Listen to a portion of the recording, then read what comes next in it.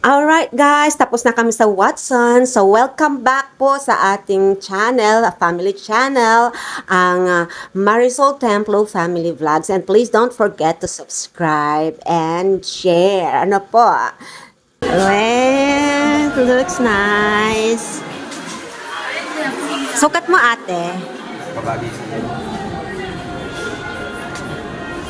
18819. This one? Sweet girl lang. Oo, one.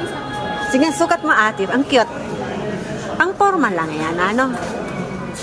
Ah, wag. Nagmukha siyang ano. Nice na. Oh. Running water lang pang paninis. Then free service po namin is free cleaning po kami. Screw tightening din pala. So most of lifetime po yung sadalhin nyo lang po yung first. So, bawal din pala talaga ang sabon dyan. Pwede po siya sa yung dishwashing liquid po siya. Pero more on tubig pa rin po kailangan. Mag-angat pa rin po ang bulo. Para matanggal po yung mga moist po. Meron na sa floor. Ayan. Okay po. Thank you. Malaki sa'yo na. Pumili ka maliit na frame. Like this one siguro. Sample lang. Petit. Yan. Oo. Yan. Sukat mo. Mga ganyan na kami. Oo. Nice. Oh, di ba? Kapal lang. O smaller pa yun. Pero ganito lang kami siya.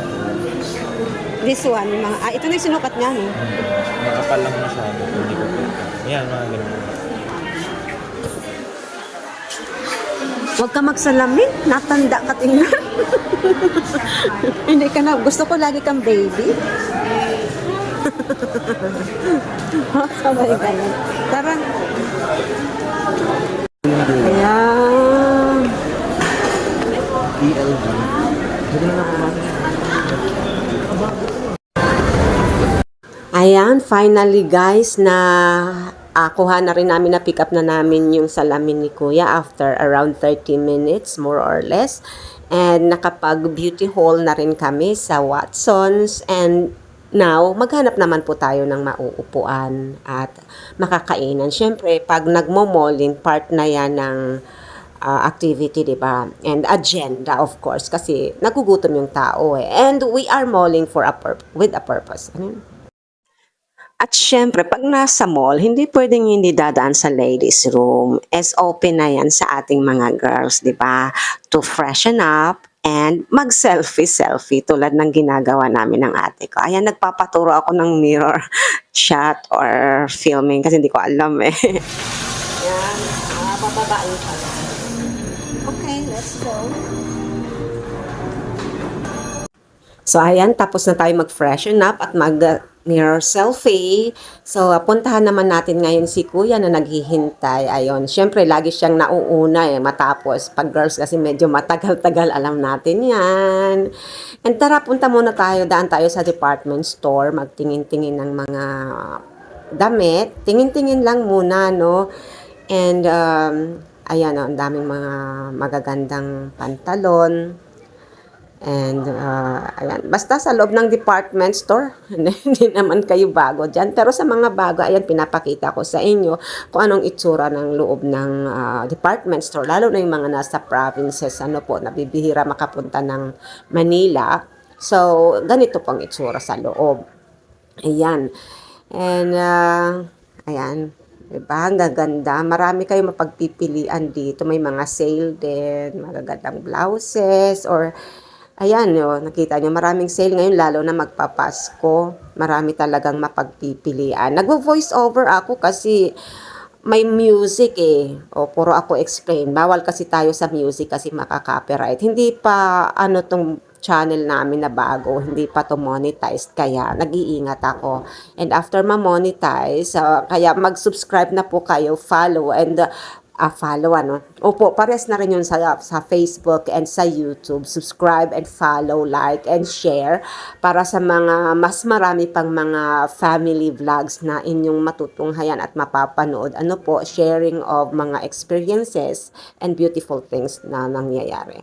Mga nangyayari sa aming family. Ano po, ayan, at ang saya-saya ko dyan kasi pumasok muna nag-fitting-fitting ng damit. At habang nagfi-fitting si kuya, nandun kami sa fitting room. Ayan, ano. Masayahin lang po talaga ako. I'm just sharing to you yung happiness and joy ko bilang nanay sa aming family. Kasi very close po talaga ang family namin.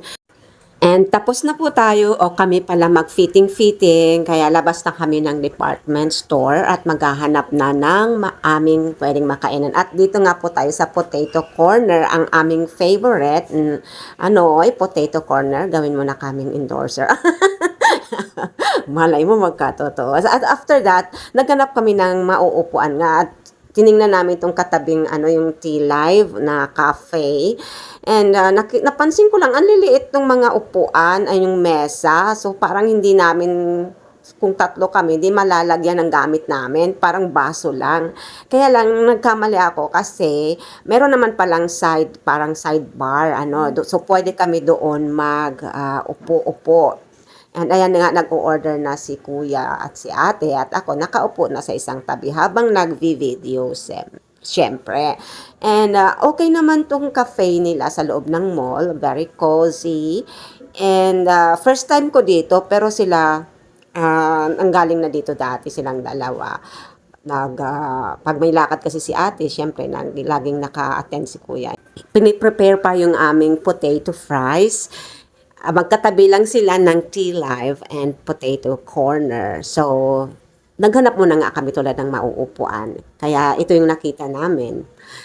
And ilang minutes din kasi i-prepare yun eh. So, kailangan muna nating maupo-upo habang naghihintay. And nakikita naman namin sa kabilang side yung Potato Corner kiosk nila. Sayang nga ang ate ko, ganda-ganda. Ayan, nakapag-order na si kuya and waiting na rin lang kami. So, alam niyo po, hindi lang basta vlog itong ginagawa ko, hindi lang basta para pagkakitaan or kumita, kundi para ma-store or ma-save ko yung mga memories namin ng family ko, ng mga anak ko. In the future, di ba, mayroon silang makikita o kaming babalik-balikan na mga alaala. And kahit pa yung mga apo ko, pagdating ng araw, mayroong recorded na mga pangyayari, itsura namin, ano ba kami dati, ano ba ang mga pinagagagawa namin. So, mababalikan yun kasi memories po ito na dapat nating i-cherish. And I make sure na ang family ko ay masaya kami. Hindi nawawala, of course, yung mga challenges, lalo na pag may mga pagkakamali kasi natural yan sa buhay. So, napapagalitan ko rin yung mga anak ko at napagsasabihan. Ang importante sa akin, alam nila yung mga mali at tamang gawain and imparting to them and may sink in sa kanilang mga utak at puso, damdamin, puso at isipan, yung mga tamang values about family and about life na hindi lang basta-basta, kundi maging makadiyos, may pagpapahalaga sa pamilya, yung pagpapahalaga ng mga memories, yung pagsasama-sama, taking advantage of the opportunities in life kasi hindi pare-parehas. Opo, natural yung mga pagsisave, pagsusumikap sa buhay. Pero kung lagi tayong iniisip, takot tayo sa mga pangyayari sa buhay na baka ganito, baka ganon, pinapasa Diyos ko na po yan. Kasi hindi na mauulit ang mga bagay-bagay. Iba-iba yung oportunidad eh. And ayan yung ate ko nga pala nasa malayo. Ayan nakikita yung sa Potato Corner, chinecheck na niya. Ayan, maiba naman yung usapan. So ayan, papunta na siya. Maya-maya makakain na rin namin yung aming favorite snacks.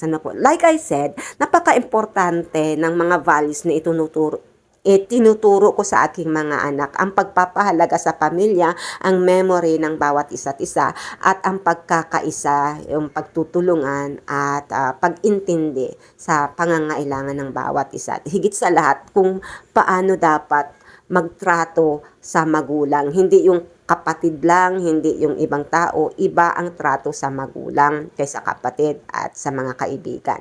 Hindi mo pwedeng pagsamahin. Kaya yan, di ba? Ayan.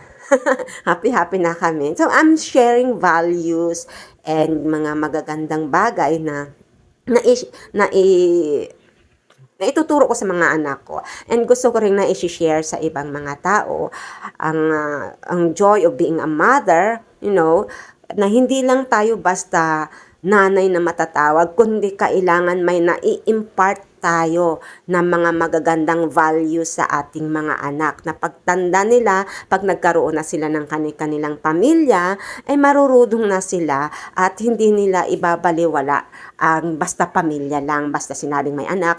Hindi, may mga obligasyon tayo bilang mga magulang sa mga magulang na nanonood, nagabayan, turuan, at pagsabihan, 'di ba, ang ating mga anak at maging good example din tayo bilang mga magulang. Na hindi lang tayo nagsasabi ng ganito, kundi tayo rin mismo ay ginagawa natin kung ano ang dapat. And napaka-importante po yun.